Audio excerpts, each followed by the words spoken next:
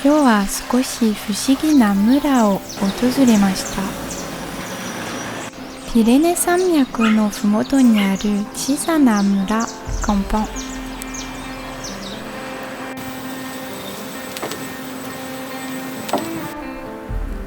村を歩いていると、ふと人の姿が見えてきます。でも、この村には人だけではなく、人形も暮らしているのです。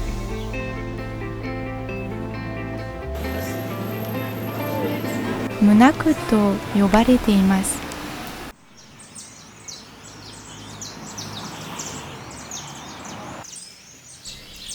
そしてムナクを一から作っている方々にお会いすることができました。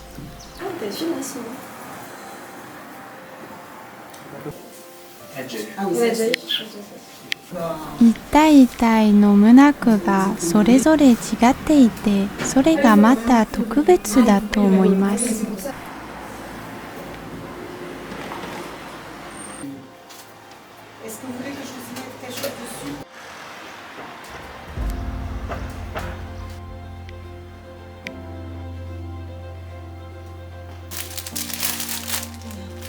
Petit personnage avec des cheveux faits déjà.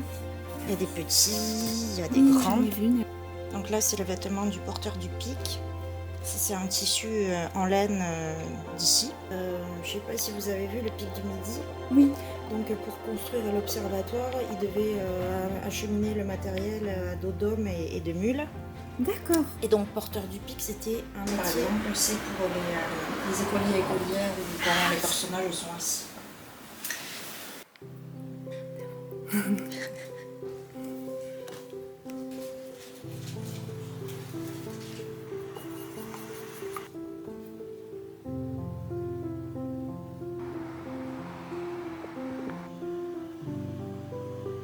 Ça va un petit peu plus vite. Ah oui.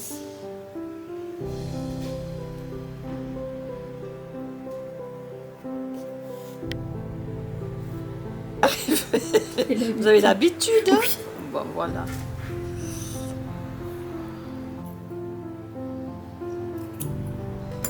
Et là, on peut faire des tresses. Comme ça. Je fais pas bien les tresses.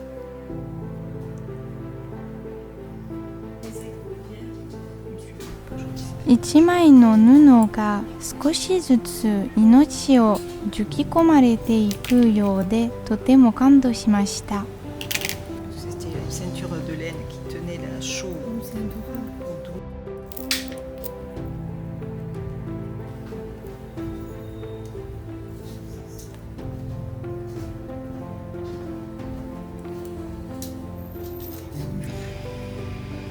C'est pour ça que ça prend vraiment du temps. Hein? Oui, visage.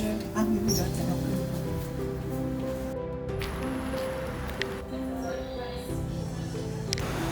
村の博物館では、ムナクの歴史が紹介されています。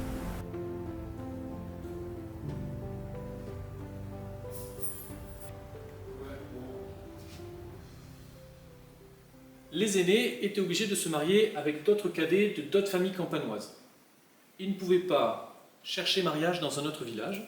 Si ce n'était pas respecté, la jeunesse de Campan confectionnait des mounaks à l'effigie des mariés. Ils pouvaient être de grande taille pour être plus facilement habillés et grinés, pour ressembler très portraits aux futurs mariés qui allaient poser problème. Pour éviter la confusion, les jeunes placardaient, accrochaient ces poupées devant la maison de l'aîné ou des futurs mariés qui allaient poser problème. Donc voilà. Et cette tradition est restée dans l'oubli jusqu'en 1993. 1993, ici à Campan, la femme du traiteur boucher voulait que les gens s'arrêtent à Campan pour consommer.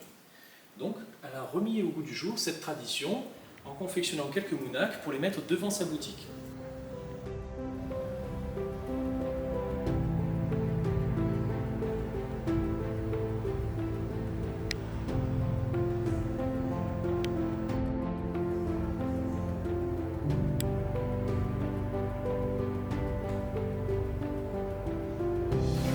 Campan の村でこの伝統が今も受け継がれていることはとても素敵なことだと思います。